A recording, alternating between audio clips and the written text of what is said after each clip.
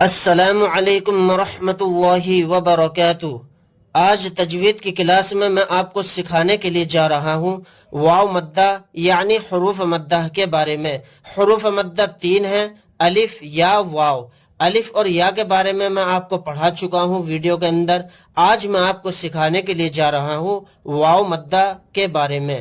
واو ساکن جس پر جزم ہو اور اس سے پہلے پیش ہو، تھوڑا کھینچیں اور معروف پڑھیں، جیسے حمزہ واو پیش او، با واو پیش بو، تا واو پیش تو۔ تھوڑا کھینچنا ہے، زیادہ نہیں کھینچنا۔ واو ساکن سے پہلے پیش ہے، یہی واو مدہ کی پہچان ہے۔ اس کی ہجے اس طرح ہوگی: نون واو پیش نو، ہا پیش حو، نو حو۔